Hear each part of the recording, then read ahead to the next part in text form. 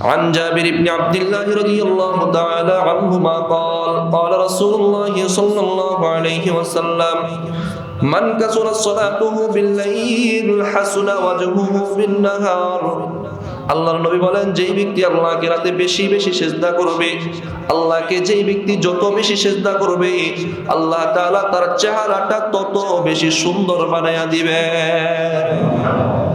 হাসুনা ওয়াজহুহু বিন-নাহার, রাতে আল্লাহকে সিজদা করলে, অন্ধকারে আল্লাহকে সিজদা করলে, দিনের আলোতে আপনার চেহারাটা আল্লাহ আলোকিত করে দিবেন, সুন্দর বানায়া দিবেন, সুন্দর বানায়া দিবেন। আলহামদুলিল্লাহ الحمد لله الذي لولا لطفه ما اهتدينا ولولا فضله ما تصدقنا ولا صلينا ولا صمنا ولا ضحينا ونشهد أن لا إله إلا الله وحده لا شريك له لا ضد له ولا ند له ولا مثل له ولا مثال له ونشهد أن سيدنا وسندنا وحبيبنا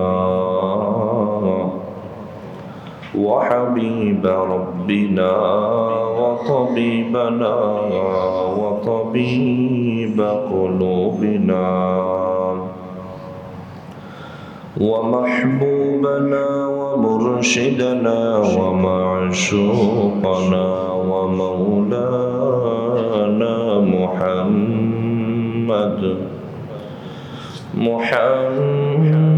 محمدا عبده ورسوله الذي نزلت به السكينة علينا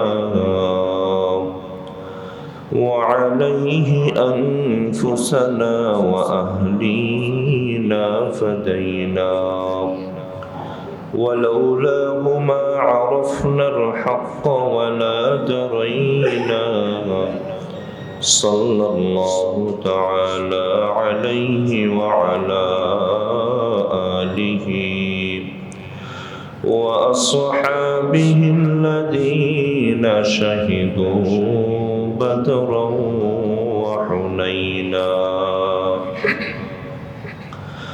أما بعد فأعوذ بالله من الشيطان الرجيم بسم الله الرحمن الرحيم إن الصلاة تنهى عن الفحشاء والمنكر ولذكر الله أكبر والله يعلم ما تصنعون.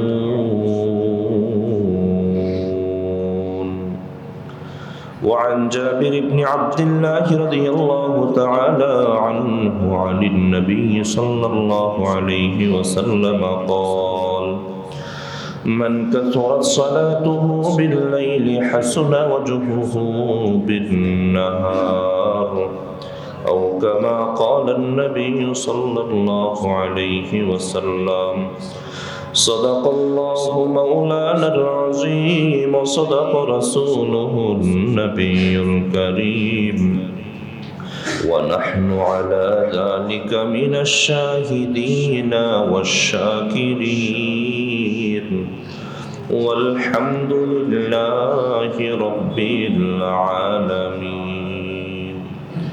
محبت الشهيد درود إبراهيم شكرا. اللهم صل على محمد وعلى آل محمد كما صليت على إبراهيم وعلى آل إبراهيم إنك حميد مجيد.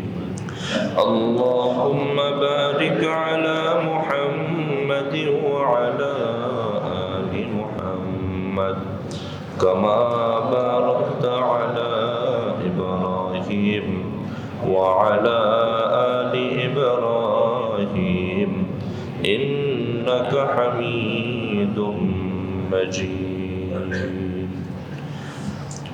सूरज ने दिया अपनी शुआओं को ये पैगाम सूरज ने दिया अपनी शुआओं को ये पैगाम दुनिया में अजब चीज़ कभी सुबह कभी शाम दुनिया है अजब चीज़ कभी सुबह कभी शाम दुनिया में हूँ दुनिया की तलबगार नहीं हो दुनिया में हूँ दुनिया की तलबगार नहीं हो बाजार से गुजर हो खरीदार नहीं हो बाजार से गुजर हो खरीदार नहीं हो मकबूल तो है शाज़ है काबिल तो बहुत है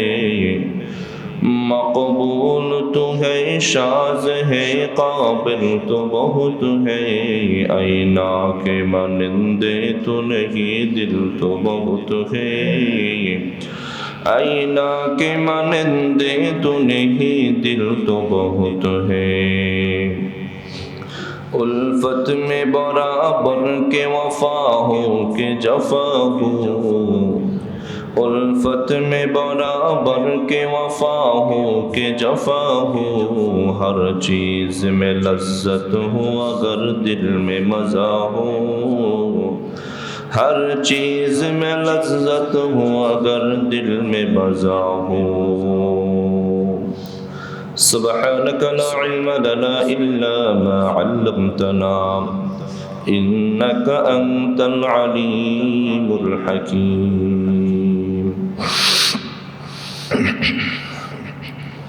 अल्हम्दुलिल्लाह अल्लाह रब्बुल इज्जत आलिशान दरबारे असंख्य गणित शुक्रिया जी अल्लाह रब्बुल आलामीन আমাদেরকে অত্যন্ত দয়া করে মায়া করে মোহাব্বত করে ভালোবাসে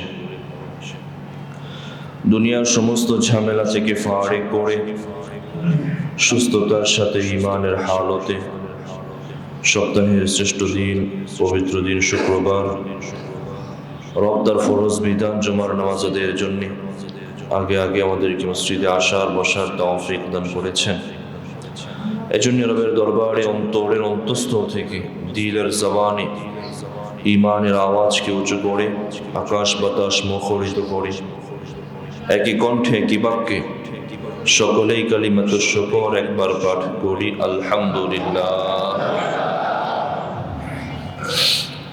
মুআজ্জাজ মুকাররম সম্মানিত মুসল্লিয়ান ইকরাম আমরা বিগত কয়েক সপ্তাহ যাবৎ ধারাবাহিক সালাতের আলোচনা শুনতেছিলাম নামাজের ধারাবাহিক কিছু পর্বে আলোচনা শুনতেছিলাম সেই ধারাবাহিকতায় বিগত সপ্তাহের কিছু অবশিষ্টাংশ বাকি আরো কিছু ফজিলত উপকারিতা আমরা আজকে শুনবো ইনশাআল্লাহ গত সপ্তাহে শুনেছিলাম নামাজের কি কি উপকারিতা আছে সালাতের উপকারিতাগুলো কি কি আল্লাহ তাআলা সালাত আদায়কারীদেরকে কি কি পুরস্কারে পুরস্কৃত করে থাকেন 8টা শুনেছিলাম আজকে 9 নাম্বার থেকে আলোচনা শুনবো 9 নাম্বার থেকে শুনবো কিছু কথা 5 ওয়াক্ত বিধান আল্লাহ দিলেন প্রতিদিন 5 বার গুরুত্বপূর্ণ বিধান ফরজ আহাম একটা দায়িত্ব আমাল এটা পালন করতে হয় জীবনের যে কোনো জায়গায় যে কোনো ভাবেই থাকি না কেন আমার উপর সেই বিধান আরোপিত হয়ে যায় আমাকে পালন করতে হয় তো এটার বেনিফিটটা কি শুনতেছিলাম 8টা শুনেছিলাম আজকে 9 নাম্বার থেকে আজকের প্রথম হলো যে ব্যক্তি ধারাবাহিক নিয়মিত নামাজ আদায় করে আল্লাহ তাআলা তাকে কিয়ামতের দিন এমনকি কিয়ামতের পরে হিসাব নিকাশের পরে মুমিনকে যখন জান্নাত দিবেন নিয়মিত নামাজ আদায়কারীদেরকে আল্লাহ তাআলা তার হাবিব সাল্লাল্লাহু আলাইহি ওয়াসাল্লামের কাছাকাছি তাকে জান্নাতে আল্লাহ রাখবেন আমরা সবাই চাই জান্নাতি হব, চাই না? চাই সবাই। এবং এটাও চাই জান্নাতে গিয়ে আমাদের জান্নাতটা যেন রাসূলের জান্নাতের নিকটে হয়। হাদিসের মধ্যে আল্লাহর হাবিব সাল্লাল্লাহু আলাইহি ওয়াসাল্লাম ফরমান, প্রত্যেকটা বান্দাবান্দি জান্নাতে যাওয়ার পরেও একটা আফসোস করবে। জান্নাতে গেলে আর কোনো আফসোস থাকার কথা না, তারপরেও জান্নাতে যাওয়ার পর একটা আফসোস করবে, মানে তামান্নার সরে করবে, আকাঙ্ক্ষার ভঙ্গিতে করবে যে আল্লাহ আমার জান্নাতটা রাসূলের জান্নাতের একটু নিকটে করে দেন, আমার জান্নাতটা রাসূলের জান্নাতের নিকটে করে দেন। আল্লাহর হাবিব সাল্লাল্লাহু আলাইহি ওয়াসাল্লাম ফরমান, দুনিয়াতে যে যত বেশি সেজদা করবে, মানে যত বেশি নামাজ পড়বে, যত বেশি সেজদা করবে, জান্নাতে ওই ব্যক্তিটা তত বেশি আমার নিকটে থাকবে। সহিহ মুসলিমের 981 নম্বর হাদিসের বর্ণনা।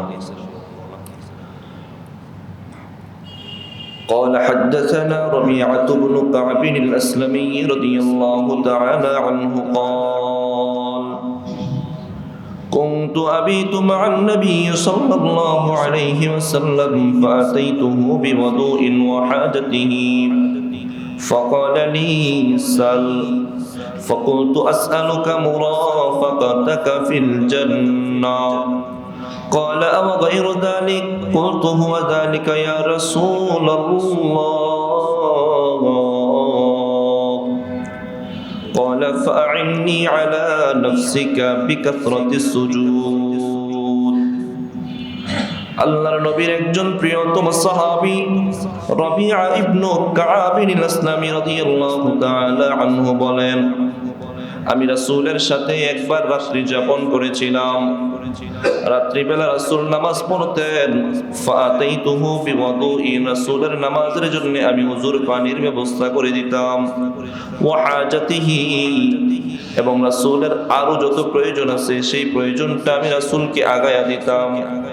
ফাকালা লি সাল, নবী বললেন, হে রবিআ, তুমি আমার থেকে কিছু চাও, তোমার কি চাওয়া আছে সেটা চাও। ফাকুলতু আসআলুকা মুরাফাকাতাকা ফিল জান্নাহ, আমি বললাম, ইয়া রাসূলুল্লাহ, ইয়া হাবিবাল্লাহ,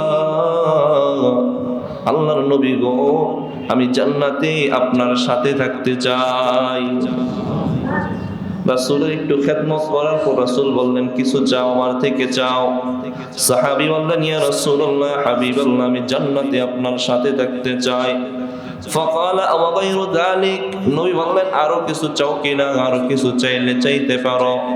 কুলতু হুয়া যালিকা ইয়া রাসূলুল্লাহ, আমি বললাম, ইয়া রাসূলুল্লাহ, ইয়া হাবিবাল্লাহ, জান্নাতে আপনার সাথে থাকা ছাড়া আমার আর কোনো চাওয়া নাই, আমি শুধু আপনার সাথে জান্নাতেই থাকতে চাই। ফাকালা ফাআইনি আলা নাফসিকা বিকাসরাতিস সুজুদ, নবী বললেন, তুমি বেশি বেশি সিজদা করার মাধ্যমে আমাকে সাহায্য করো। তুমি যখন বেশি বেশি সিজদা করবা, তো এই বেশি বেশি সিজদা করার মাধ্যমে তুমি জান্নাতে আমার তত বেশি নিকটে থাকবা। যত বেশি দুনিয়াতে সিজদা করবা, জান্নাতে আমার তত বেশি নিকটে থাকবা। তো সিজদা বেশি হবে, নামাজ যত বেশি হবে, তাই না?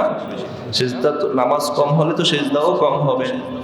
প্রতিদিন 50 রাকাত যদি আপনি নফল নামাজ পড়েন, তাহলে আপনার 100টা সিজদা হয়ে যাচ্ছে।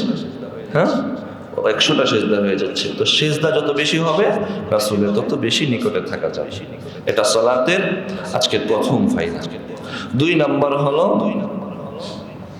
সালাতের দিকে যখন আপনি আসতেছেন, প্রতিটা কদমে কদমে আল্লাহ তাআলা আপনার গুনাহ খাতা মাফ করে দেন। তাহলে যার বাসা যত বেশি দূরে, তার গুনাহ তত বেশি মাফ হয়ে যাচ্ছে। হ্যাঁ, যার বাসা যত বেশি দূরে। আমরা খুঁজি কি, যে বাসার পাশে মসজিদ থাকলে ওটাই নামাজ পড়ি নি, পাঞ্জেগানা হোক বাসার পাশে। অনেক সময় অনেক ভাইদের জবান থেকে শুনি, আলহামদুলিল্লাহ হুজুর অনেক দূর থেকে আসে, এই যে গ্রিন হাউস ওদিক থেকে আসে, মাশাআল্লাহ। আবার ওদিক থেকে মজুমদার মোড় আরো দূর থেকে আসে। আবার আমি তো সবকিছু চিনি না, এদিক থেকে অনেক দূর থেকে আসেন, মাশাআল্লাহ। তো একটু কষ্ট করে আসেন, প্রতিটা কদমে কদমে আল্লাহ তাআলা আপনার গুনাহ খাতা মাফ করে দেন। চলুন না কয়েকটা উদাহরণ শুনি হাদিস থেকে। সহিহ মুসলিমের 1407 নম্বর হাদিসের বর্ণনা। قال النبي صلى الله عليه وآله وسلم من تطهر في بيته ثم مشى إلى بيت من بيوت الله ليقضي فريضة من فرائض الله। আল্লাহর নবী বলেন, যে ব্যক্তি ঘর থেকে উত্তমভাবে ওযু বানায় নিল, অতঃপর মসজিদের দিকে আসলো তার একটা ফরজ আদায় করার জন্য, কানাত খাতওয়াতাহু ইহদাহুমা তাহুত্তু খাতিআতান, সেই যখন মসজিদের দিকে রওনা করতেছে তার একটা পা জমিনে দেওয়ার সাথে সাথে আল্লাহ তাআলা তার আমলনামা থেকে একটা গুনাহ মাফ করে দেন। ওয়াল উখরা তারফাউ দারাজাতান, অপর একটা পা জমিনে দেওয়ার সাথে সাথে জান্নাতে তা আল্লাহ তার একটা মর্যাদা বাড়ায়া দেন। একটা পা জমিনে ফেললে আল্লাহ গুনাহ মাফ করে দেন, আরেকটা পা জমিনে ফেললে আল্লাহ মর্যাদা বাড়ায়া দেন। আল্লাহু আকবার। এক সাহাবীর বাড়ি ছিল একটু দূরে। উবাই ইবনে কাব রাদিয়াল্লাহু আনহু বলেন, ওই সাহাবীর বাড়ি একটু মসজিদ থেকে দূরে ছিল, মসজিদে নববী থেকে একটু দূরে ছিল। তো সাহাবায়ে কেরাম তার কাছে আবেদন করলো যে আপনি একটা উট বা ঘোড়া কিনে নেন, যে উটের উপর উঠে এই রোদের বেলা, এত রোদ, প্রচন্ড রোদে আপনি হেঁটে আসতে অনেক কষ্ট হয়, উট বা ঘোড়া দিয়ে আসলে একটু দ্রুত চলে আসতে পারবেন। বা অন্ধকার রাত্রিতে আপনার চলতে হাঁটতে এই পাথরে ভূমিতে, উঁচু নিচু পাহাড়ি ভূমিতে আপনার হাঁটতে কষ্ট হয়, যদি আপনি একটা উট বা ঘোড়া কিনে নেন তাহলে আপনি সেটা দিয়ে আরামে মসজিদে চলে আসতে পারবেন। সাহাবী বললেন, না না না, আমি রাসূলের জবান থেকে শুনেছি যে ব্যক্তি মসজিদের দিকে আসবে, পায়ে হেঁটে আসবে, আল্লাহ তাআলা তার এই পায়ের চিহ্নগুলো কদ জামা আল্লাহু যালিকা কুল্লু, আল্লাহ তাআলা এগুলো জমা করে রাখবেন, কিয়ামতের দিন এগুলোকে হিসাব করে আল্লাহ জান্নাতে তার মর্যাদা বাড়ায়া দিবেন। তাহলে আমি চাই না এই উট কিনে মসজিদে আসতে, আমি হেঁটে আসবো, একটু কষ্ট হলেও এটা আমি চাই, এটা আমি চাই। এই জন্য মসজিদে পায়ে হেঁটে আসলে সওয়াব। এই জন্য যুবক ভাইয়েরা, শুক্রবারে যখন মসজিদে আসি গাড়ি নিয়ে না, হুন্ডা নিয়ে না, পায়ে হেঁটে, একটু কষ্ট হোক না, হ্যাঁ একটু কষ্ট হোক, কষ্ট না, হেঁটে আসলে সওয়াব, হেঁটে আসলে সওয়াব। আজকের 3 নাম্বার, জামাতে যখন আসা হয়, মসজিদে নামাজের জন্য আসলে আল্লাহ তাআলা তাকে জান্নাতের মেহমান বানায়া দেন, জান্নাতের মেহমান বানায়া দেন।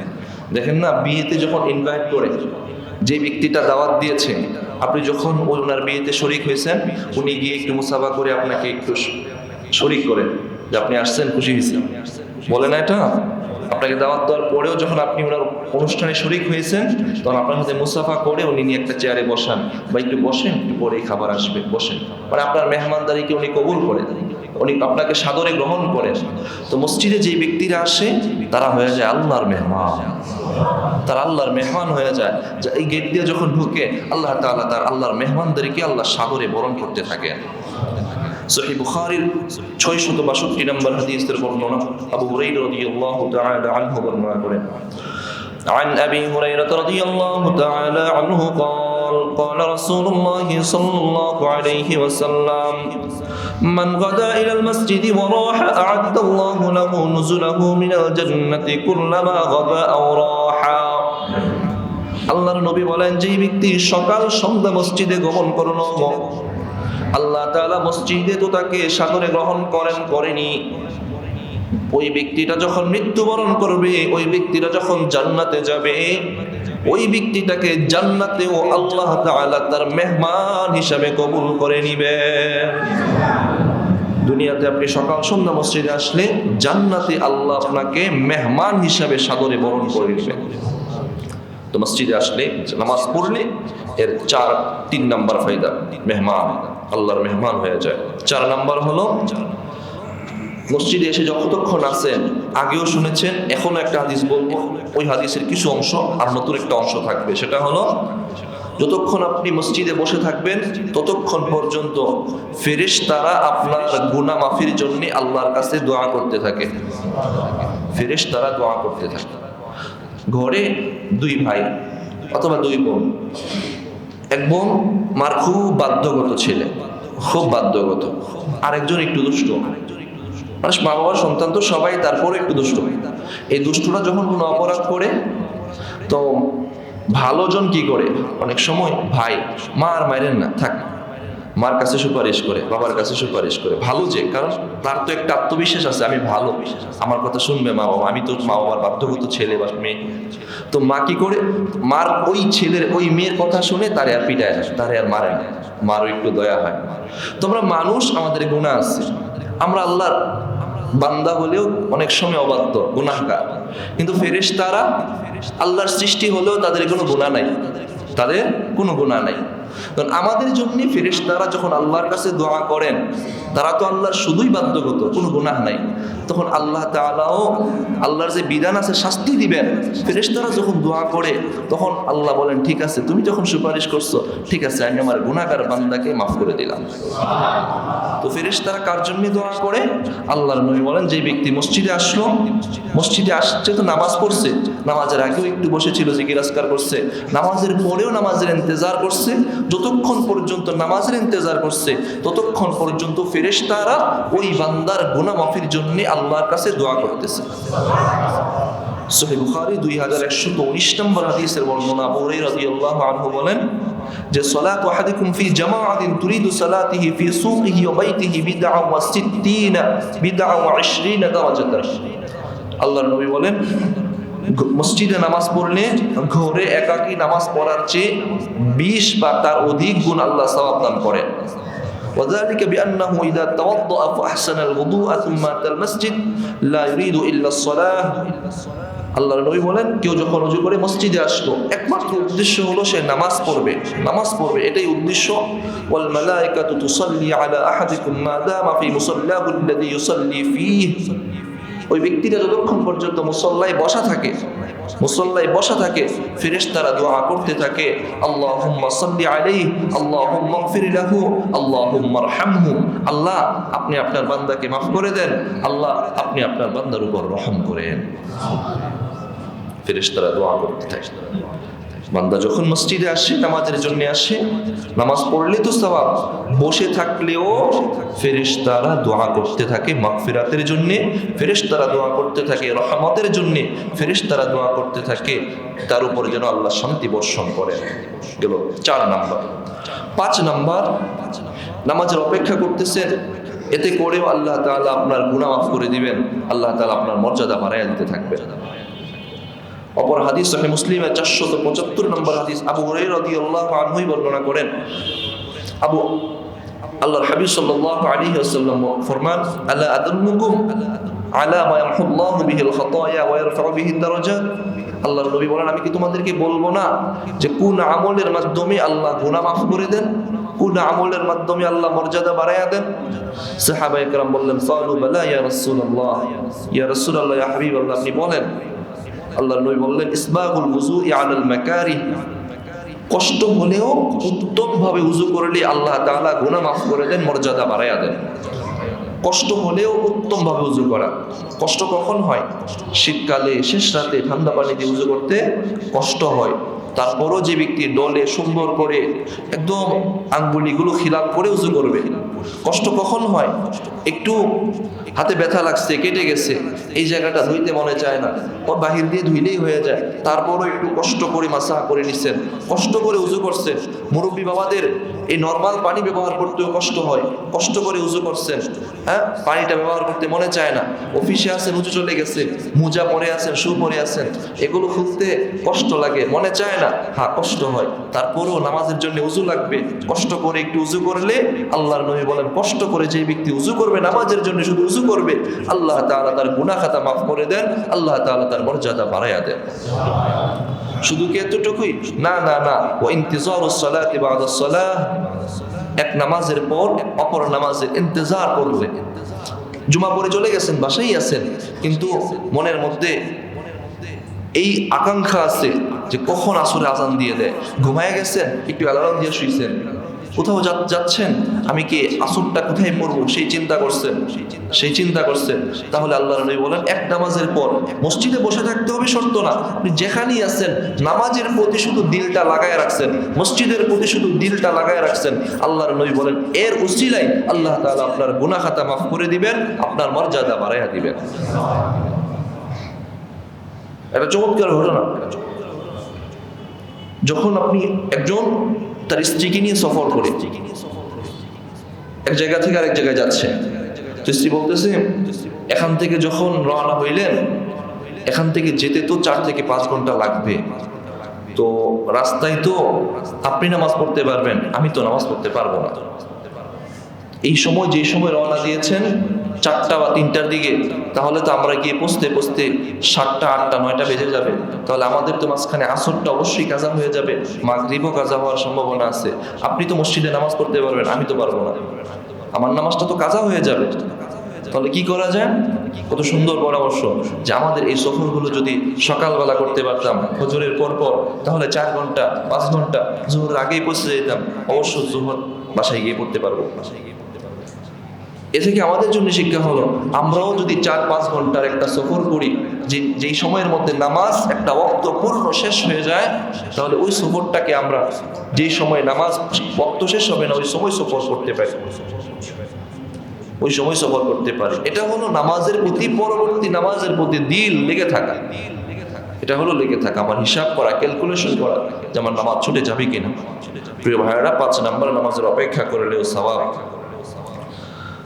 6 নম্বর, আল্লাহর নবী বলেন যতক্ষণ পর্যন্ত বান্দা মসজিদ থেকে বের হয়ে আবার ঘরে ফিরে না যায়, ততক্ষণ পর্যন্ত আল্লাহর নবী বলেন যে ওই ব্যক্তিটা নামাজের মধ্যেই যেন আছে, নামাজে বের হয়েছেন আবার মসজিদ থেকে ঘরে ফিরে রাখ পর্যন্ত সে নামাজেই থাকে। আবু হুরায়রা রাদিয়াল্লাহু তাআলা আনহু থেকে হাদিস বর্ণিত, সহিহুল জামিআ 445 নম্বর হাদিস, আল্লাহর নবী বলেন ইযা তাওয়াদ্দা আহাদুকুম ফি বাইতিহি, ঘর থেকে যখন ওযু করে বের হয়েছে, সুম্মা আতাল মসজিদ কানা ফি সালাতিহি হাত্তা ইয়ারজিআ, সে ঘরে ফিরে যাওয়ার আগ পর্যন্ত মসজিদেই থাকে, নামাজের মধ্যেই যেন সে থাকে, ঘরে ফিরে যাওয়ার আগ পর্যন্ত নামাজের মধ্যেই থাকে। প্রিয় ভাই, গেল 6 নাম্বার।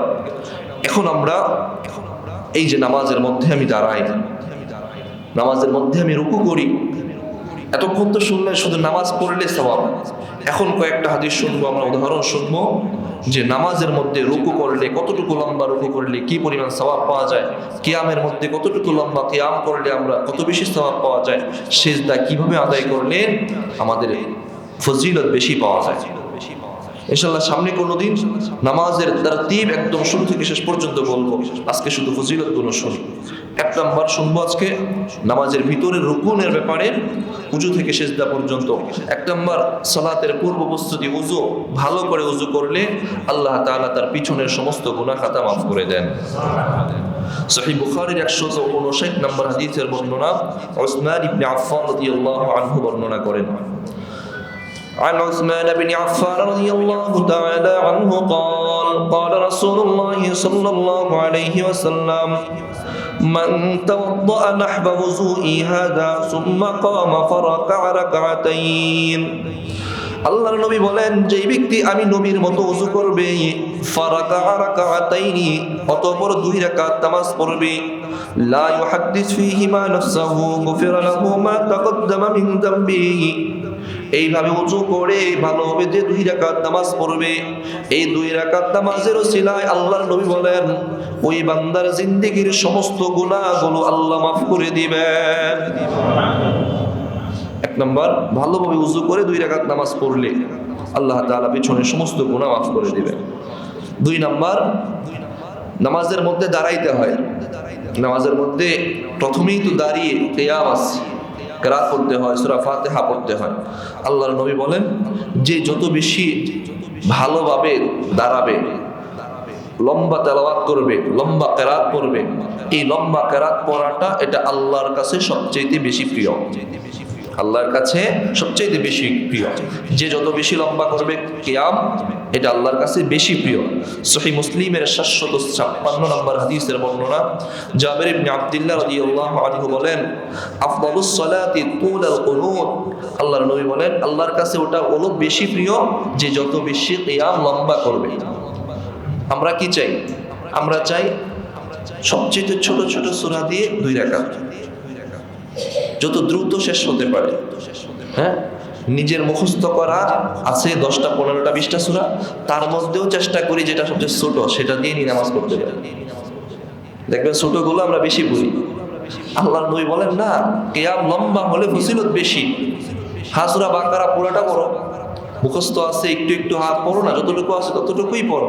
কিয়াম যত লম্বা হবে তুমি আল্লাহর তত বেশি প্রিয় পাত্র হয়ে যাবা। আফদালুস সালাত হবে, সেটা আল্লাহর কাছে বেশি প্রিয় হবে। 2 নাম্বার, নামাজের মধ্যে দাঁড়ানোটা যার যত বেশি লম্বা হবে সে তত বেশি আল্লাহর প্রিয় পাত্র হয়ে যাবে। 3 নাম্বার, আল্লাহর নবী বলেন, একটা হাদিস শুনবো এখন আমরা, খুবই চমৎকার হাদিস। একটা গ্লাস, হ্যাঁ গ্লাস না, ধরেন গ্লাস, গ্লাসের মধ্যে পানি আছে। পানিটাকে, গ্লাসটাকে যদি বাঁকা করে ঢেলে দেই, বাঁকা করে ফেলি, একদম উল্টো করে ফেলি, গ্লাসের পানি থাকবে? থাকবে? একদম বাঁকা করলে, সমান করলেই তো পানি পড়ে যাবে, উল্টো করলে তো একদম পুরোপুরি পড়ে যাবে। আল্লাহর নবী বলেন, এখন একটা হাদিস শুনবো, বান্দা যখন নামাজে দাঁড়ায় তখন তার গুনাহগুলোকে তার মাথায় দেয়া হয়, তার মাথায় দেয়া হয়। সে যখন আবার রুকু করে একটু বাঁকা হয়, মাথায় যদি কিছু একটা থাকে, আমি যদি না ধরে মাথাটা নিচু করি, মাথায় থাকবে কিছু? আল্লাহর নবী বলেন, যেমনি ভাবে দুনিয়ার টুকরিতে কিছু থাকলে থাকে না, ওই বান্দার গুনাহগুলো দাঁড়ানো থাকলে মাথায় দেয়া হয়, রুকুতে যখন যায় তখন তার মাথার গুনাহগুলো জমিনে ঝরে পড়ে যায়। ঠিক তেমনি ভাবে যখন আর কিছু গুনাহ বাকি থেকে থাকে, সিজদায় যখন যায় তখন তার সবগুলো গুনাহ ঝরে পড়ে যায়, সবগুলো গুনাহ ঝরে পড়ে যায়। আমার কথা না, নবীর কথা। সহিহ ইবনে হিব্বানের 1734 নম্বর হাদিসের বর্ণনা, আব্দুল্লাহ ইবনে ওমর রাদিয়াল্লাহু তাআলা আনহুমা বর্ণনা করেন, عن عبد الله بن عمر رضي الله تعالى عنهما قال قال رسول الله صلى الله عليه وسلم إن العبد إذا قام يصلي أتي بذنوبه كلها। আল্লাহর নবীর জলিলুল কদর সাহাবী হযরত আব্দুল্লাহ ইবনে ওমর রাদিয়াল্লাহু তাআলা আনহুমার বর্ণনা, তিনি বলেন, আল্লাহর হাবিব জনাবে মুহাম্মদুর রাসূলুল্লাহ সাল্লাল্লাহু আলাইহি ওয়াসাল্লাম ফরমান, কোন বান্দা যখন নামাজে দাঁড়ায়, উতিয়া বিযুনুবিহি কুল্লিহা ফাউদিআত আলা রাসিহি, তখন ওই বান্দার সমস্ত গুনাহগুলো তার মাথার উপর দেয়া হয়। ফাউদিআত আলা রাসিহি, তার মাথায় দেয়া হয়। ওয়া আতিকাইহি, এবং তার কাঁধে দেয়া হয়, মাথা এবং কাঁধ 2 জায়গায় দেয়া হয়। ফাকুল্লামা রাকা'a ওয়া সাজদা ফাতাসাকাতাত আনহু। আল্লাহর নবী বলেন, ওই ব্যক্তিটা যখন গুনাহ নিয়ে রুকুতে যায়, ওই ব্যক্তিটা যখন গুনাহ নিয়ে সিজদায় যায়, তার মাথায় যে গুনাহগুলো থাকে, রুকু সিজদা যাওয়ার সাথে সাথে তার গুনাহগুলোকে ঝরে পড়তে থাকে, তার ওই গুনাহগুলো ঝরে পড়ে যায়। আল্লাহ গুনাহগুলো ঝরিয়ে দেন। রুকু করলে আল্লাহ গুনাহ পড়তে থাকে, গুনাহগুলো পড়তে থাকে। 3 নাম্বার। 4 নাম্বার, রুকুতে যখন আমরা যাই, রুকুতে গেলে পিঠ সোজা করতে হয়, নাকি একটু বাঁকা করলেও চলে? কোনো রকম নাকি? কোনো রকম না। রুকুতে গেলে একদম পিঠ নিতম্ব, মাথা সমান থাকতে হয়, সমান থাকতে হয়। আমাদেরকে মাদ্রাসায় যখন আমরা পড়তাম তখন এগুলো প্র্যাকটিস করানো হতো। আসরের পর বের হওয়া যেত না, আসরের পরে এই নামাজের প্র্যাকটিস মসজিদের মধ্যে বড়রা বা উস্তাদরা থাকতেন, আমরা নামাজের প্র্যাকটিস করতে হতো, যে রুকু করলে মাথা পিঠ সোজা হয়েছে কিনা, দাঁড়াইলে পায়ের মাঝখানে ফাঁকা ঠিক আছে কিনা, রুকুতে যাওয়ার পর হাতের আঙ্গুলগুলো ঠিক আছে কিনা, ফাঁকা আছে কিনা, হ্যাঁ আমাদের ধরা ঠিক আছে কিনা, চোখ জায়গা মতে আছে কিনা, সিজদায় যখন গিয়েছি 2 হাতের বৃদ্ধাঙ্গুলের মাঝখানে আমার নাক বসছে কিনা, আমরা নাক কপাল সবকিছু দিয়ে সিজদা করলাম কিনা, যখন বৈঠকে বসলাম আমরা কি 2 পায়ে বিছাইয়া দিলাম না 1 কোণ বাম পা বিছাইয়া দিলাম, সেগুলা দেখে একদম পরিপূর্ণ নামাজ যেন সহি শুদ্ধ সুন্দর হয় সেটার প্র্যাকটিস করানো হতো। আমাদেরও প্র্যাকটিসের দরকার আছে, আমাদের প্র্যাকটিসের দরকার আছে। ইনশাআল্লাহ সামনে কখনো কোনোদিন আপনাদেরকে নিয়ে সেটা প্র্যাকটিস করতে হবে। আমরা সকলে রাজি আছি তো ইনশাআল্লাহ? ইনশাআল্লাহ কিছুদিন পরে এটার একটা প্র্যাকটিস আমরা করবো ইনশাআল্লাহ, সময় বের করে। কেন করব? আবু দাউদের 555 নম্বর হাদিস আবু আলী ইবনে শাইবা রাদিয়াল্লাহু আনহু থেকে বর্ণিত, আল্লাহর নবী বলেন, লা ইউজিউ সালাতুন লা ইয়াকিমু রাজুলু ফিহা সুলবুহু ফির রুকু'i ওয়াস সুজুদ। রুকু সিজদায় যদি কারো পিঠ সোজা না থাকে, আল্লাহর নবী বলেন ওই ব্যক্তির নামাজ হয় না। সুস্থ থাকা সত্ত্বেও যদি কোনো ব্যক্তি রুকু সিজদায় পিঠ সোজা না থাকে, রুকু করছে কোনো রকম হাতটা লাগছে হাঁটুতে, এরকম, ওই ব্যক্তির নামাজ হয় না। তাহলে আমাদের এটা শেখার দরকার আছে। 4 নম্বর। 5 নম্বর, সিজদায় যখন আমরা যাই, গত কোনো এক সপ্তাহ আমরা বলেছিলাম যে বান্দা সিজদা যদিও জমিনে করে, সিজদাটা জমিনে থাকে না, এই সিজদাটা লৌহে মাহফুজ আরশ মহল্লা পার হয়ে আল্লাহর আরশে আজিম পর্যন্ত পৌঁছে যায়। সিজদার সম্মান কত বেশি! সহিহ বুখারীর ৭৪৩৭ নম্বর হাদিসের বর্ণনা, আবু হুরায়রা রাদিয়াল্লাহু তাআলা আনহু থেকে বর্ণিত আরেকটা হাদিস শুনবো, সিজদার ফজিলত কত বেশি। عن أبي هريرة رضي الله تعالى عنه قال قال رسول الله صلى الله عليه وسلم عليك بكثرة السجود لله فإنك لا تسجد لله سجدة إلا رفعك الله بها درجة وحط عنه بها خطيئة। আল্লাহর হাবিব সাল্লাল্লাহু আলাইহি ওয়াসাল্লাম ফরমান, ও আমার উম্মত, তোমাদের জন্য আবশ্যক হলো তোমরা আল্লাহর জন্য বেশি বেশি সিজদা করবা। আল্লাহর নবী বলতেছেন, উম্মত তোমরা আল্লাহকে বেশি বেশি করে সিজদা করো। কারণ কি? যেই ব্যক্তি আল্লাহকে বেশি বেশি সিজদা করবে, ইল্লা রাফাকাল্লাহু বিহা দারাজাতান, আল্লাহ তাআলা তার মর্যাদা তত বেশি বাড়ায়া দিবেন। ওয়া হাত্তা আনহু বিহা খাতিয়াতান, এবং আল্লাহ তাআলা তার গুনাহ খাতা একটা একটা করে মাফ করে দিতে থাকবেন। সহিহ বুখারীর ৭৪৩৭ নম্বর হাদিস থেকে আবু হুরায়রা রাদিয়াল্লাহু তাআলা আনহু থেকে অপর হাদিস বর্ণিত, আল্লাহর হাবিব সাল্লাল্লাহু আলাইহি ওয়াসাল্লাম ফরমান, তাকুলুন নারু ইবনা আদম ইল্লা আথারা সুজুদ। আল্লাহর নবী বলেন, একটা নেককার বান্দা আমল করেছে, নামাজ পড়েছে, তারপরেও হয়তো গুনাহের কারণে তাকে জাহান্নামে যেতে হতে পারে। নেককার বান্দারাও গুনাহের কারণে হয়তো সাময়িক সময়ের জন্য জাহান্নামে যেতে হতে পারে। গুনাহ যে করেছে, গুনাহ পরিমাণ জাহান্নামে তাকে থাকতে হবে। আল্লাহর নবী বলেন, তাকুলুন নারু ইবনা আদম, জাহান্নামের আগুন ইবনে আদমের পুরোটা শরীর ভক্ষণ করবে, পুরো শরীর জ্বালিয়ে ছাই করে দিবে। ইল্লা আথারা সুজুদ, তবে সিজদার যে জায়গাগুলো আছে, জাহান্নামের আগুন সিজদার জায়গাগুলো স্পর্শ করতে পারবে না। জাহান্নামে গেলেও পুরো শরীর যদিও জাহান্নামের আগুন খেয়ে ফেলবে, কিন্তু সিজদার যে জায়গাগুলো আছে, আথারা সুজুদ, সিজদার যে চিহ্নগুলো আছে, এগুলো জাহান্নামের আগুন খাইবে না।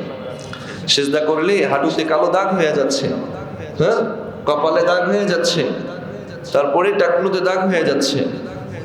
সিজদা করতে করতে কপালে দাগ হয়ে গেছে। আল্লাহর নবী বলেন, দাগ হোক চাই না হোক, দাগ হতে হবে মুখ্য বিষয় নয়। সিজদা তো তুমি আল্লাহকে করেছো, ওই বান্দার সিজদার জায়গাগুলো কিয়ামতের ময়দানে চমকাইতে থাকবে। আল্লাহর নবী বলেন, এক পাল কালো ঘোড়ার মাঝখানে যদি সাদা একটা ঘোড়া থাকে, ওটাকে বেছে নিতে তার কোনো সমস্যা হবে? সাহাবায়ে কেরাম বলেন, না না ইয়া রাসূলুল্লাহ, কালো একদল ঘোড়ার মাঝখানে সাদাটাকে চিনতে পারা তো একদম সোজা, একদম সোজা, দূর থেকেও দেখা যাবে এটা। আল্লাহর নবী বলেন, কিয়ামতের ময়দানেও গুনাহগার উম্মতদের মাঝে আমার রুকু সিজদাকারী উম্মতগুলোর রুকু সিজদাকারী জায়গাগুলো কালো ঘোড়ার মাঝখানে সাদাটা যেমন চমকাইতে থাকে, আমার গুনাহগার উম্মতের মাঝখানেও নামাজি ব্যক্তিগুলো ঠিক তেমনি ভাবে চমকাইতে থাকবে। অপর হাদিসে আছে, উজুর অঙ্গগুলো ঠিক তেমনি ভাবে চমকাইতে থাকবে। উজুর অঙ্গগুলো, সিজদার অঙ্গগুলো ঠিক তেমনি ভাবে চমকাইতে থাকবে। আমি নবী ওদেরকে দেখবো, ওরা আমার উম্মত, দুনিয়াতে নামাজ পড়ছে, ওরা আমার উম্মত, সিজদা করছে, ওদেরকে আমি বেছে বেছে আল্লাহর কাছে সুপারিশ করে জাহান্নাম থেকে জান্নাতে নিয়ে যাব। হারামাল্লাহু আলান নারি আন তাকুলা আথারাস সুজুদ, আল্লাহ তাআলা জাহান্নামের আগুনকে বান্দাবান্দির সিজদার জায়গাগুলোকে ভক্ষণ করা হারাম করে দিয়েছেন। জাহান্নামের আগুনকে আল্লাহ হারাম করে দিয়েছেন, যে ব্যক্তিরা, যে বান্দাবান্দিরা সিজদা করে, সিজদার জায়গাগুলো স্পর্শ করতে পারবে না। এজন্য যত বেশি সিজদা করা 7 নম্বর। 8 নম্বর, আমরা যখন শেষ বৈঠকে বসি কি কি পড়ি? তাশাহুদ, দুরূদ, দোয়া মাসুরা। তাশাহুদ পড়ি, আমরা আল্লাহর প্রশংসা করি, ওখানে নবীর প্রশংসা আছে, তাশাহুদ আছে। তারপরে দুরূদ পড়ি। এই দুইটা কিন্তু দোয়া আল্লাহর কাছে চেয়ে নেয়ার ভূমিকা। আল্লাহর কাছে দোয়া চাইতে হলে আল্লাহর প্রশংসা করতে হয়, নবীর প্রশংসা করতে হয়। তাশাহুদের মধ্যেও আমরা আল্লাহর কাছে আল্লাহর প্রশংসা করছি, আল্লাহ তাহিয়াতু লিল্লাহি ওয়াস সালাওয়াতু ওয়াত তাইয়্যিবাত, আল্লাহ আপনি পবিত্র, সালাতু আলাইকা আইয়ুহান নাবিয়্যু ওয়া রাহমাতুল্লাহি ওয়া বারাকাতুহু, আল্লাহ আপনার নবীর উপর একটু রহম করেন, দয়া করেন।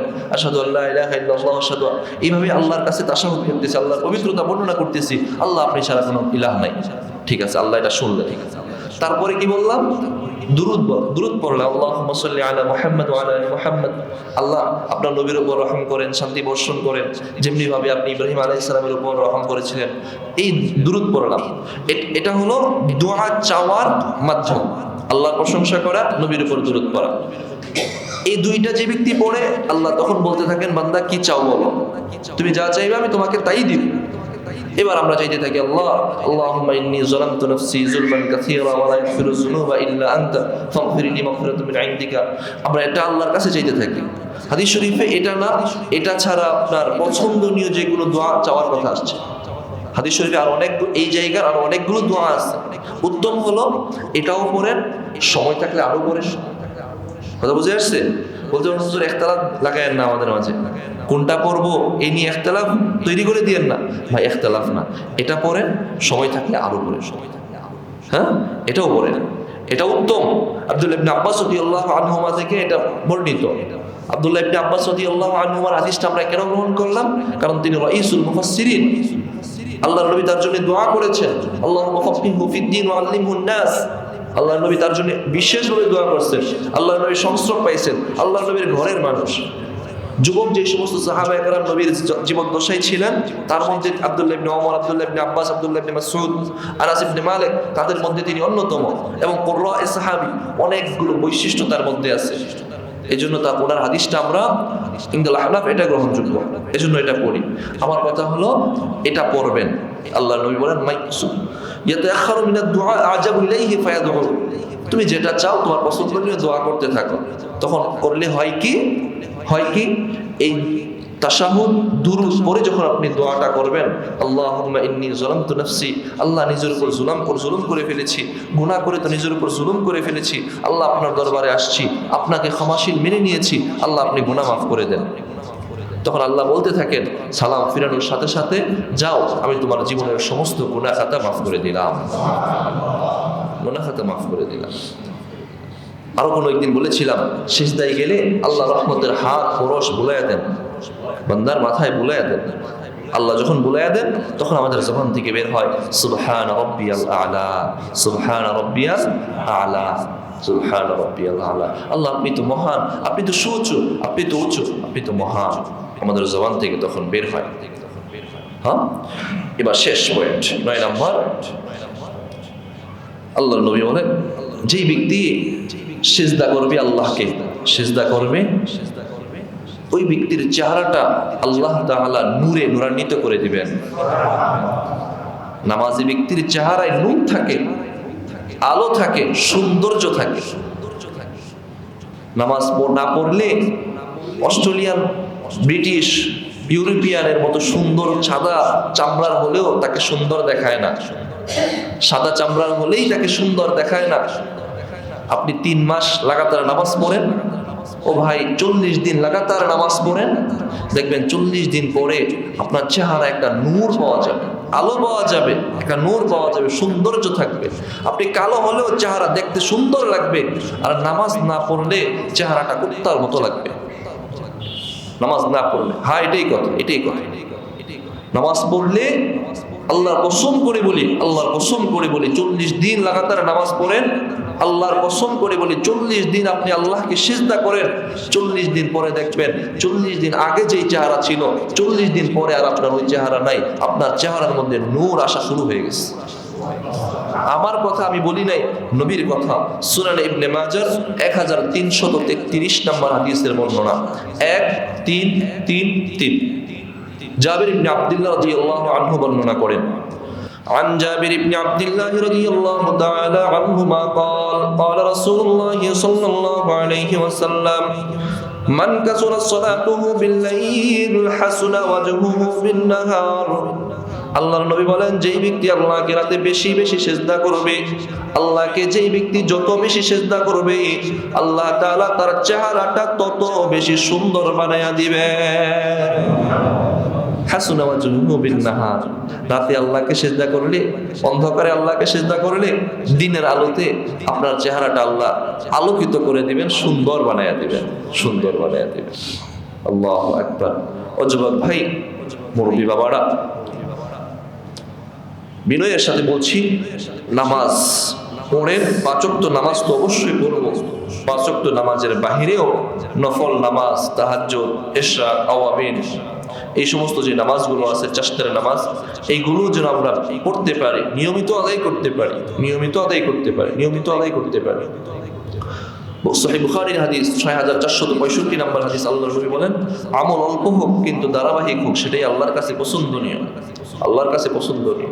আমরা যেন লাগাতার সবসময় লাগাতার আমল করতে পারি, যেখানেই থাকি। অফিসে আসি, নামাজের সময়টা নামাজ পড়িনি, বেড়াতে গিয়েছি, নামাজের সময়ে নামাজটা পড়িনি, যেখানেই থাকি আমরা যেন নামাজ পড়তে পারি। ও প্রিয় ভাইয়েরা, আমার এখানে যতজন মানুষ কথাগুলো শুনতেছেন, বিনয়ের সাথে পায়ের নিচে হাতটা রেখে বলছি, নামাজ আজকে থেকে ছাড়ি না, নামাজ যেন না ছাড়ি, নামাজ যেন পড়ি। ফরজ নামাজ তো অবশ্যই পড়ব, ফরজ নামাজের সাথে সাথে নফল যেগুলো আছে এগুলো জেনে এগুলো যেন আমল করতে পারি। আল্লাহ তৌফিক দান করেন, বলেন আমিন। ওয়া আখিরু দাওয়ানা আলহামদুলিল্লাহি।